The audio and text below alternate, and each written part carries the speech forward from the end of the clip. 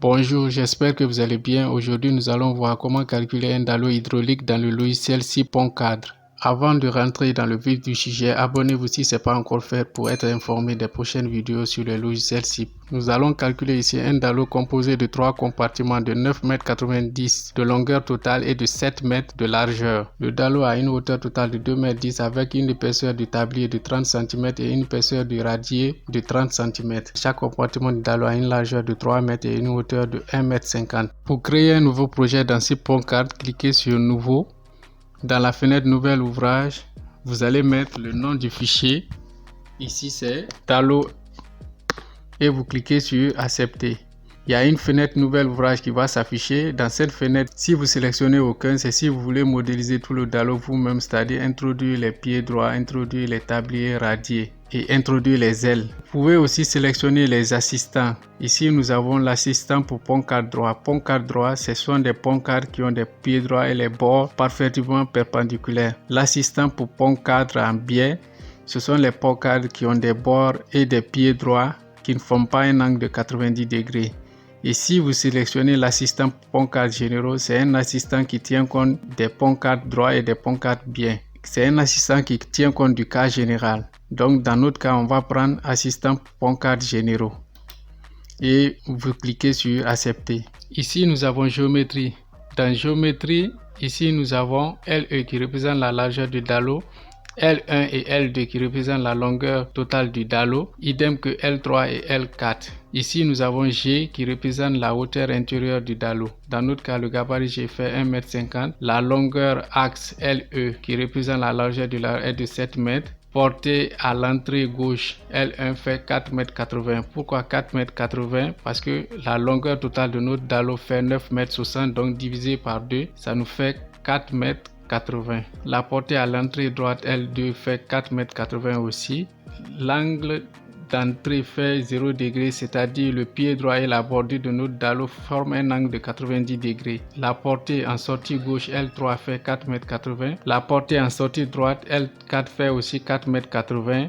L'angle de sortie Φ2 fait 0 degré. Donc, quand on finit d'introduire les données concernant la géométrie de notre dallo, vous cliquez sur Suivant. Ici, nous avons les murs L. Dans notre cas, on va prendre un angle de 45 degrés pour les murs L. Donc, vous allez mettre 45 degrés ici au niveau de A1, A2, A3 et A4. Ensuite, vous cliquez sur Suivant. Ici, nous avons le chaussée supérieur, c'est-à-dire la largeur réelle de la route. Les coordonnées de l'axe CE qui représente la distance entre l'axe du dallo et l'axe de la route est de 0 m, c'est-à-dire l'axe du dallo coïncide avec l'axe de la route. L'angle Φ qui représente l'inclinaison de la route par rapport au dallo est de 0 degré dans notre cas. La largeur A qui représente la largeur de la route est de 6 m, ce qui représente la largeur routable. La hauteur par rapport au radier H est de 2,30 m, c'est-à-dire la distance entre la partie supérieure du radier et la route. C'est-à-dire, nous avons l'intérieur qui fait 1,50 m plus le tablier qui fait 30 cm plus 50 cm de terre au-dessus du tablier. Donc, le total nous fait 2,30 m. Donc, cliquez sur Suivant. Ici, nous avons en jaune le remblai et en marron le sol d'assise. Type de base B qui représente le sol d'assise, nous allons prendre le limon dans notre exemple. Type de remblai, ici dans notre exemple, nous allons prendre le grave latéritique. L'angle du talus qui représente le coefficient de frottement interne du grave est de 38 degrés. Donc, cliquez sur Suivant. Ici, nous avons les charges. Petit 1 représente la charge sur la route. Petit 2, la charge à l'intérieur du dallo. Type de génération. Ici, nous allons choisir la norme.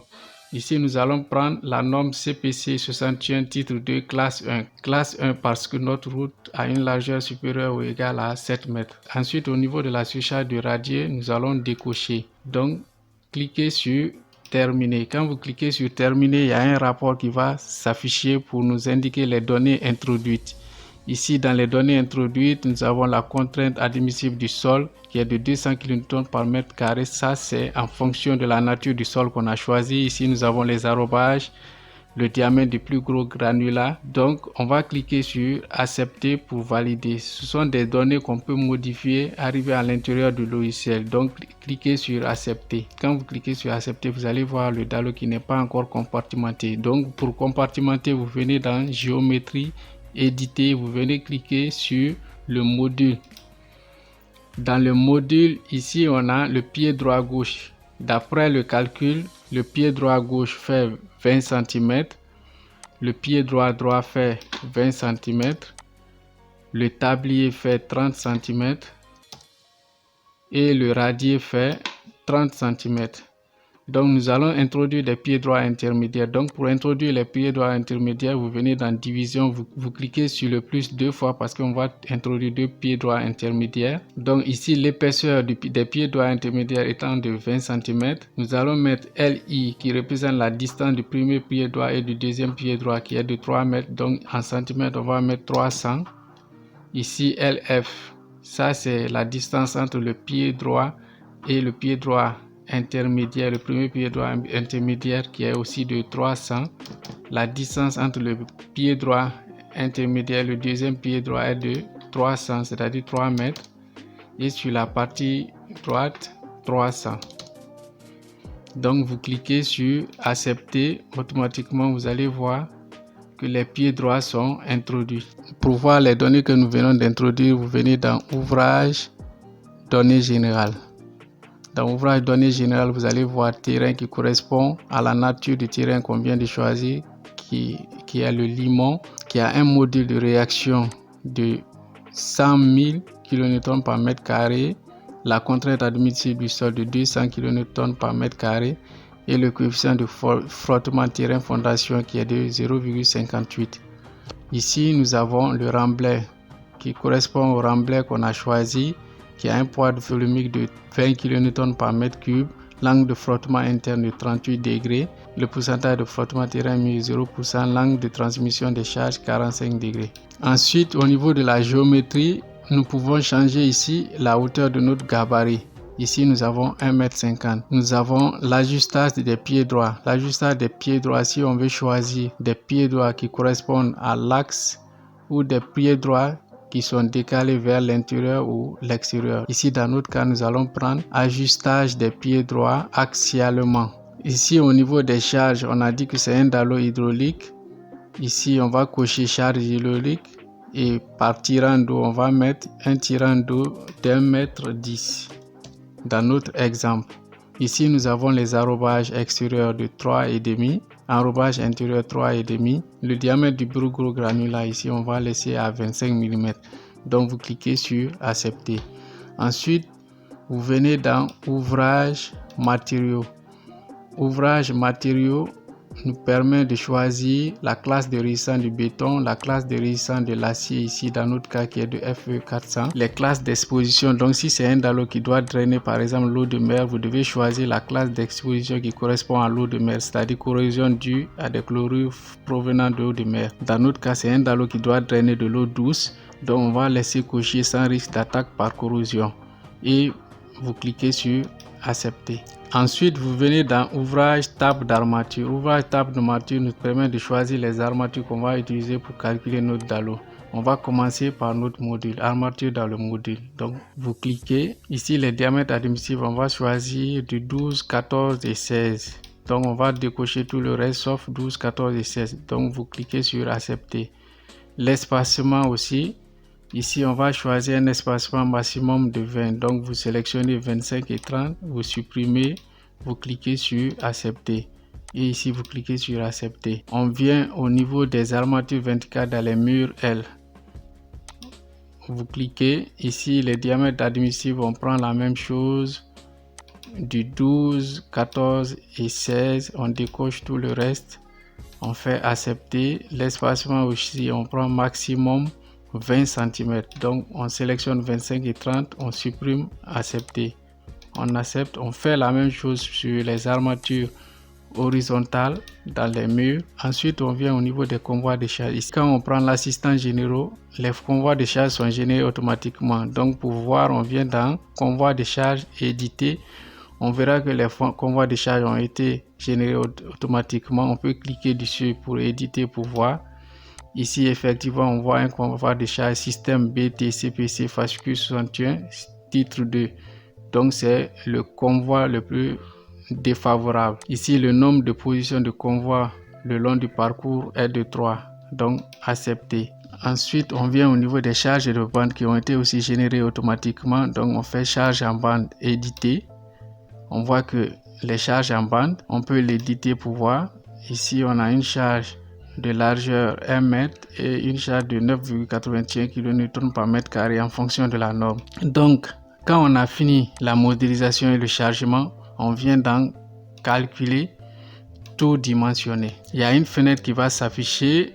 Un module va être calculé. Voulez-vous continuer? Vous cliquez sur oui. Donc, après calcul, vous allez voir quelques conditions n'ont pas été vérifiées. Vous cliquez sur accepter. Oui. Vous allez voir un rapport, le rapport qui nous indique les parties qui n'ont pas été vérifiées.